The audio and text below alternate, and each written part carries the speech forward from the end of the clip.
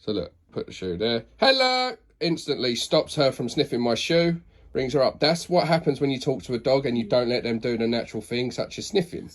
So if you've got an insecure dog and you go straight into words, they'll either react or back away. If you've got a happy-go-lucky, friendly dog, if you don't let them use their nose and you go, hello, they go into overdrive and start jumping up.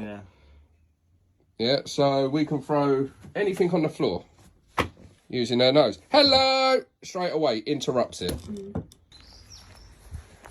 Look.